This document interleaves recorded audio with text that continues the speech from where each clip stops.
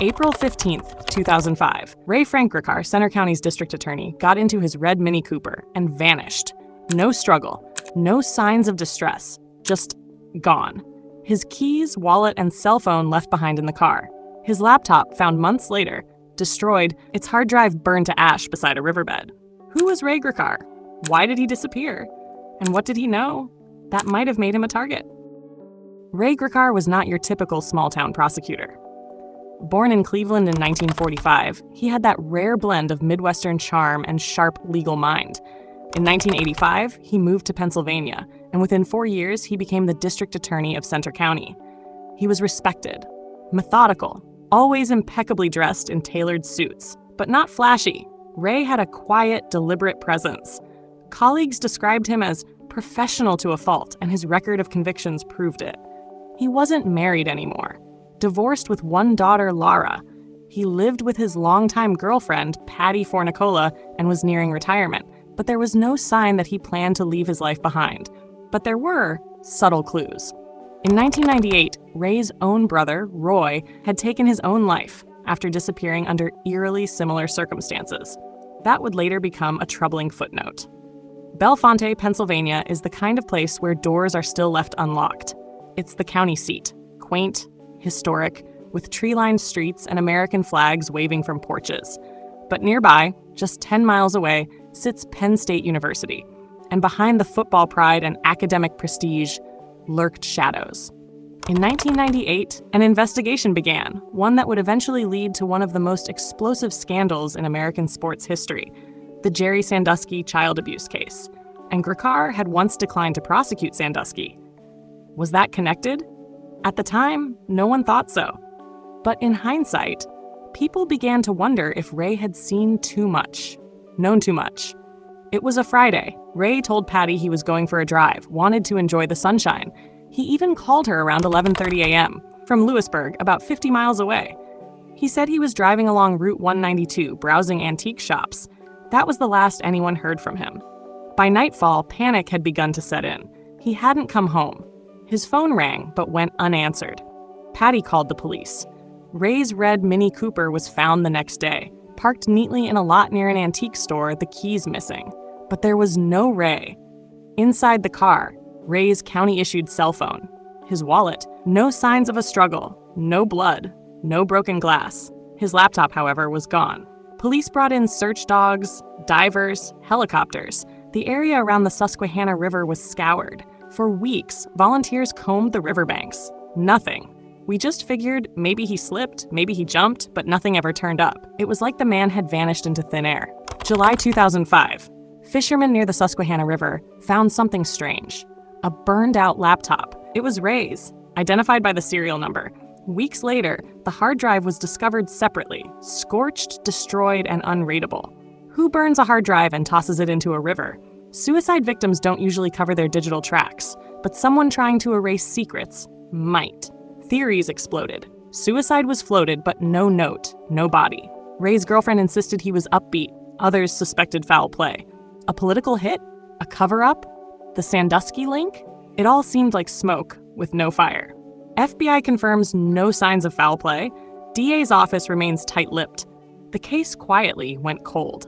In 1998, police investigated Jerry Sandusky, former Penn State coach, for allegations of sexual abuse.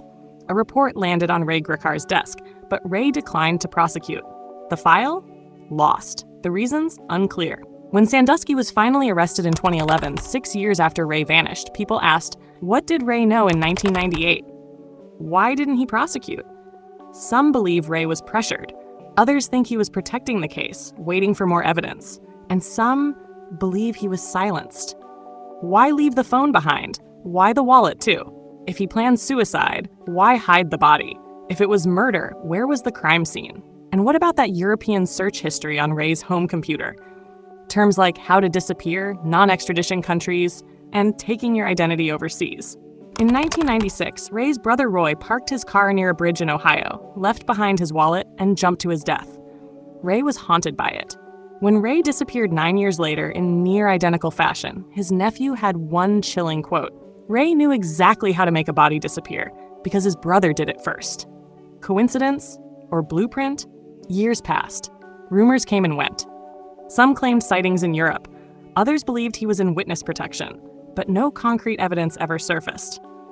Today, Ray Gricar remains officially missing. His disappearance? Unsolved. His legacy? Complicated. Was he a man who ran? A man who was taken? Or a man who knew too much?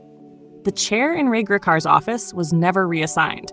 It sat vacant for months, maybe longer, as if waiting, as if he'd return. But he never did. And in a town where not much changes, the ghost of Ray Gricar still lingers, in courtroom whispers, in empty streets, and in unanswered questions. Some mysteries grow colder with time, and others colder with silence. It was a warm summer night in Bloomington, Indiana, the type of night students at Indiana University looked forward to. Classes were over, the air was thick with humidity, and the bars were alive with music and motion. Lauren Spierer, a bright-eyed 20-year-old from Scarsdale, New York, had just finished her sophomore year. Blonde, petite, and full of energy, she had a reputation as someone who lit up a room, someone who made friends easily. She was studying fashion merchandising and was deeply immersed in campus life. That night, June 2nd, 2011, Lauren went out with friends. It was supposed to be a regular night of drinks, laughter, and youthful freedom.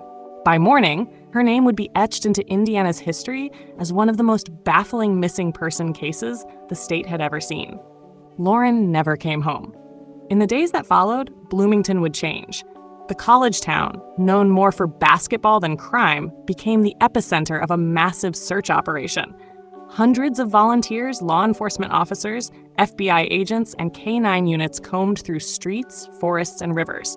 Flyers plastered store windows. Helicopters flew overhead. But there was no sign of Lauren. She had vanished without a trace. Lauren Spierer was born January 17, 1991, to Robert and Charlene Spierer. Her family was close-knit and supportive. She had a deep bond with her parents and her older sister, Rebecca. Growing up in Scarsdale, she excelled in school and enjoyed a privileged but grounded upbringing. In high school, she was diagnosed with long QT syndrome, a heart condition that caused her family to worry, especially when she started college several states away. Still, she was determined to live fully. Indiana University was her choice. She wanted freedom, independence, and the experience of campus life. She became part of a vibrant social circle and developed close friendships, including with her boyfriend, Jesse Wolfe, and a number of young men who would later come under intense scrutiny. On the evening of June 2nd, 2011, Lauren was first seen leaving her apartment at the Smallwood Plaza complex around 12:30 a.m. She went to a friend's apartment, Jason Rosenbaum's, where she met up with Corey Rossman and other members of a small social group. They had drinks, played games, and later decided to go out to Kilroy's sports bar. At the bar, Lauren left her phone and shoes at the entrance, standard practice when patrons stepped into the adjacent sand volleyball area. She never retrieved them. At around 2:30 a.m., she was seen exiting the bar with Corey Rossman. Surveillance footage showed them returning to Smallwood Plaza. Witnesses described Lauren as highly intoxicated, barely able to stand. Corey appeared to be helping her walk, even holding her upright at points. At Smallwood Plaza, the night took a chaotic turn. Security footage showed Lauren and Corey entering the building, but at some point, they reportedly encountered Lauren's neighbor and friend, Zach Oakes. According to accounts, Zach saw Lauren in poor condition and exchanged tense words with Corey. A brief altercation allegedly occurred, and Corey may have been punched, resulting in memory loss, according to his lawyer. Whether or not this is true has never been confirmed. From there, Corey and Lauren somehow ended up at the apartment of Corey's friend, Mike Beth. Mike said he put Corey to bed around 3:30 a.m., claiming he was too intoxicated to be of any help. Lauren, according to Mike, then left his apartment, barefoot, without a phone, intoxicated, and alone.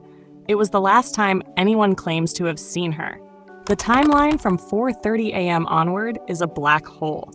The apartment was located near 11th and College. Lauren would have needed to walk several blocks in the early dawn light to return to her own building. But no surveillance footage shows her making that walk. No witnesses. No vehicles reported seeing her. No screams were heard. She simply vanished. Investigators quickly turned their focus to the last people who saw her: Corey Rossman, Mike Beth, Jason Rosenbaum, and Jesse Wolf. But cooperation was limited. Corey and Mike lawyered up almost immediately. Jesse, Lauren's boyfriend, said he hadn't been with her that night. He stayed home after a minor argument. Though not implicated in any wrongdoing, he also declined further questioning after an initial interview. The silence from the friend group drew criticism from the public and from Lauren's parents. Robert and Charlene Spierer made emotional appeals on national television, asking for help, begging those who knew something to speak up. But nothing concrete ever emerged. Rumors swirled, theories multiplied, but evidence was painfully scarce. One of the earliest theories was overdose. Lauren had a known heart condition, and it was speculated that drugs and alcohol combined could have caused a medical crisis. Perhaps she collapsed. Perhaps those around her panicked. If that were true, it raised horrifying possibilities, that her friends had disposed of her body to avoid consequences. Other theories emerged: abduction, sex trafficking, a random act of violence. But the problem was always the same: no evidence. No DNA, no blood, no hair, no footprints, nothing. Search teams expanded their efforts. Landfills were combed through, rivers were dredged, cadaver dogs brought in. At one point, a mattress was found abandoned in a nearby field, but it led nowhere. Over time, the trail grew colder. Still, the questions persisted. Why was Lauren left alone in such a vulnerable state? Why did no one call 911? Why were so many reluctant to talk? What really happened in those final minutes? Robert Spierer believed from the beginning that Lauren was dead. He also believed the young men who were with her that night knew far more than they admitted. He went on record multiple times accusing them, without naming them directly, of covering something up. Over the years, his public statements remained steady, unwavering, and deeply pained. Charlene took a slightly softer tone, but no less determined. She made appeals directly to the mothers of those boys, asking how they'd feel if their daughter had vanished.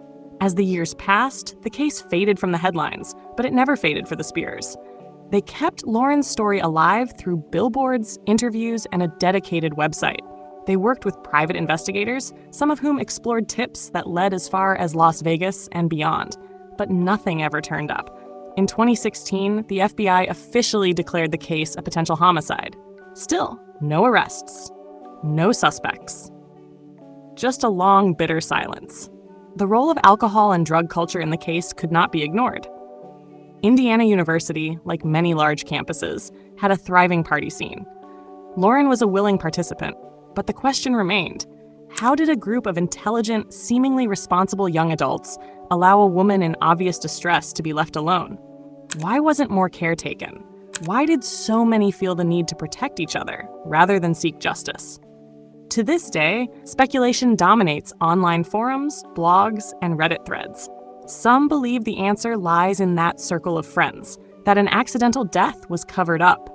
Others think Lauren left with someone entirely unknown, perhaps abducted in the early hours by a predator.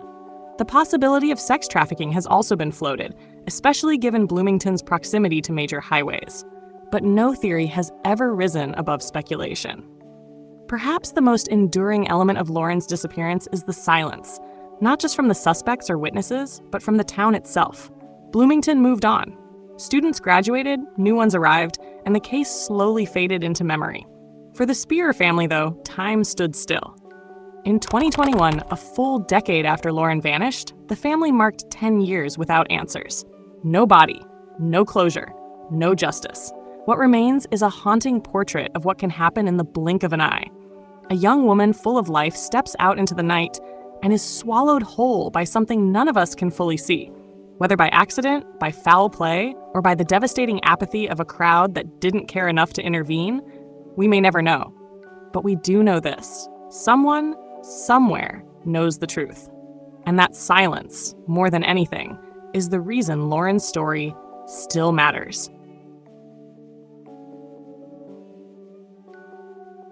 It was a crisp July morning in 2007 when Barbara Bolick set out for what should have been an ordinary hike in the Bitterroot Mountains of Montana. The air was fresh, the sky clear, and the trails peaceful. Everything you'd expect from a summer day in the great outdoors. But Barbara Bolick never came home. In just a matter of minutes, she vanished.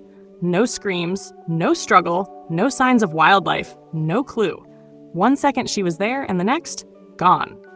Barbara wasn't just anyone. She was deeply loved, married to her high school sweetheart, a mother, a woman who was known to be careful and experienced in the wild. She had spent countless days exploring the backwoods of Montana. She wasn't the type to get lost easily. That's what makes this story so unsettling. Barbara's disappearance defied logic. On July 18, 2007, Barbara and a family friend named Jim Rosh drove to the Bear Creek Overlook trailhead in the Bitterroot Mountains. Jim, a man in his 50s, who was visiting from California, was staying with Barbara and her husband, Jim Bolick. Barbara had offered to take him out on a scenic hike, an easy trail with panoramic views of the forest and valleys below. She was known for being generous and welcoming, so offering a guest a taste of Montana's beauty was just like her. The hike itself wasn't particularly long, about an hour up and back. They reached the overlook without incident. They stopped, took in the view, talked. It was quiet, serene. And then, somewhere on the return journey, Barbara stopped walking. She told Jim Rock she wanted to wait while he hiked a short distance up the trail to get a better view. She stood off to the side, no more than 20 to 30 feet away. That was the last time anyone ever saw her. According to Jim Rock, he walked maybe 100 feet ahead. He stopped, turned around, and Barbara was gone. At first, he thought she might have stepped off the trail to use the bathroom. But after waiting, calling her name, and walking back and forth on the path, panic began to set in. She had vanished. No trace, no sound, nothing. Jim Rock hiked down alone and drove back to the Bolick home. By then, it was late afternoon. Barbara's husband Jim was immediately alarmed.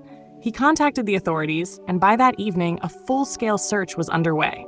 Local sheriffs, search and rescue teams, helicopters, tracking dogs, and even experienced hikers combed the area.